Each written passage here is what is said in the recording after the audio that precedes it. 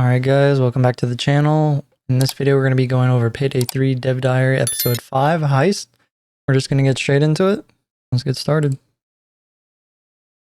I don't know if this should be part of it, but I guess you will cut and just...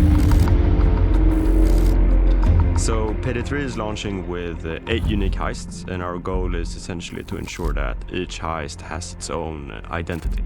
So when the creative process starts, we're always asking ourselves, what unique gameplay element does this heist have? And how do we make it look and feel unique, even if some of them have a similar setting? So we're really trying to make each heist feel like a set piece. But most importantly, we're making them feel Payday. Two of the hardest things to get people to coordinate is positioning and movement. And stealth at its core is positioning and movement. I'm Per, and I'm a design lead here at Starbase. We're trying to make it less binary, so we have soft fails, so we have different security levels in different areas. Like if you get caught trespassing in certain areas, you don't get cuffed, you get escorted out and you can try again. You can make a mistake and not go loud immediately. Like if you break stealth, we don't want that to feel like a failure. We want that to just feel like, oh, okay, well now we're going with the other plan or the other play style. And that's reflected in a lot of things, like the skills and the gadgets and how the civilians work as well.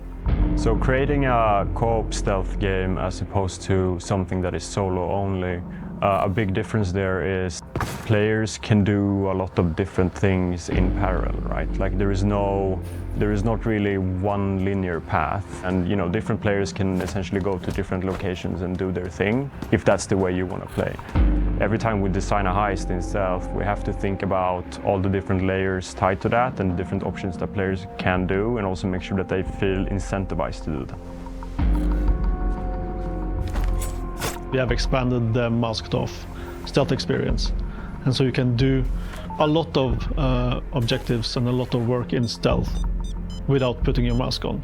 For example, maybe not everybody wants to mask up during stealth. Maybe 2 players will mask up and 2 will stay in casing, but even those players in casing can help. So that way, if you're not confident in what you're about to do and don't want to risk going loud, you can maybe play it a bit more safe and do the less risky things that still need to be done. One way we've been doing to modernize sort of the interactions and mechanics that you're doing is there are less quick interactions. It's more about bypassing obstacles by managing hostages, moving them around. There's a lot about movement and just general coordination between players, and also using the tools that you have. We've expanded a lot on the civilians in stealth.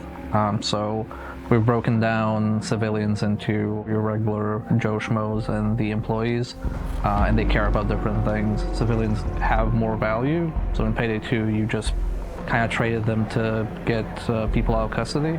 We still have that, but we also have the negotiation phase. Enemies care about whether there's any civilians nearby or not. Shotgun enemies, they will switch to a more precise weapon. We have a new enemy as well, the third gas grenades, but they will resort to using flashbangs if there are also civilians in the area. We also have some skills that leverage and give you more stuff if you trade civilians, so they have a value outside of just getting somebody out of custody.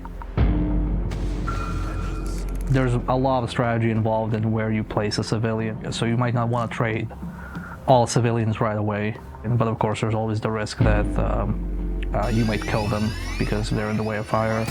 So we have security modifiers in Payday 3, which essentially is a way for us to sort of throw in a wrench into the game when you're stealthing. Depending on what difficulty you play, we have a rotation of security firms, and what they do is they change how you have to approach different things.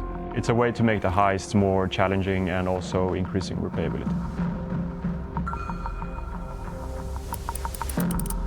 I would say for stealth, we've also tried to make objectives and goals scale a bit with the number of players, not in a more like if you're solo you have less stuff to do, you have the same amount to do. For example, in one heist, you might need to do a hacking objective on one end, but then you need to go and do something at the other end of the heist, and then that's something another player can do. So the world has evolved since Payday 2, and that's something that we've adapted to as well. So you will see more security systems, and you will see more tools and equipment that are high-tech. Also, in general, the world feels a little bit more high-tech, but it's still contemporary. And making sure that it feels contemporary has also been an important part of the vision, since the game is going to grow over time, and we want to make sure that it feels sort of timeless in that sense. From my point of view, a lot of the more digital stuff is in the gadgets. I feel also the hacking is a bit more expanded, and we have a foundation there to further expand at post-launch. So right now, hacking is mostly focused, or the systemic, non-objective hacking in the game is more focused on cameras. We have certain plans for down the line to further expand hacking functionality as we add more content in the game. So there are a bunch of new gadgets in Payday 3 when it comes to stealth. What we have focused on primarily is, the goal has been to increase the player agency, meaning gadgets should be a tool for you to sort of either de-escalate situations or different ways of approaching security systems or infiltrating the locations that you're supposed to heist. So as far as voice lines go, we have something that we internally call coordinated voice lines, which is SWATs will react to things in the world and say a line, and sometimes that stuff is related to other enemies. So if there is a dozer somewhere nearby, you'll hear a SWAT say, make way for the dozer or clear the way for the dozer. That's also a hint to the players. There's a dozer nearby, and they will have some lines for civilians as well. We have a bunch of new puzzle mechanics, especially during stealth, because stealth is when you usually have to be pretty calm and very strategic in terms of what you're doing to not escalate the map. Some of our maps also have very unique security systems. So, you know, there are laser grids, alarm floors, sensors that are moving. So we're definitely evolving the type of obstacles that you have to bypass in Payday 3. The difficulty of stealth varies quite a bit from map to map, but it also, your approach has to change between maps. So you need to adapt to the heist quite a bit. It's less of a racing game, and more, it requires a bit more patience to figure out what happens and how to move around. Coordination is also really important for the difficulty of a heist, and not just you know, coordinating who's where and who's doing what, but coordinating skills is also very important. When you heist in Payday 3, I love the fact that you many times feel that you are in control and things are going pretty well. And then you open the vault and you start stealing money and you realize, holy shit, there's a lot of money here, let's steal some more. That's usually when you get really, really fucked.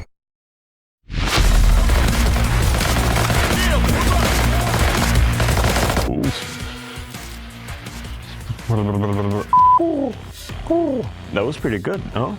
They use radios. It still says pagers in a few places, but it shouldn't. And then understanding... Ja, jag vet fan. I did not confirm or deny it.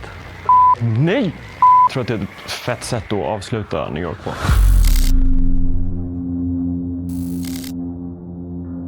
Alright guys, I hope you enjoyed that there. I didn't want to talk too much, but there's a lot of good, interesting things you can dissect from that video. Pretty self-explanatory. I do like the hacking that is involved where you can move the camera around. That's pretty legit. I do like how you can be in casing mode and still interact with a lot of things and do stuff and whatnot. It's pretty legit. I'm just ready for this game to come out so I can start making videos about it. But don't forget to like, comment, subscribe for more videos, and I'll catch you guys in Payday 3. Peace.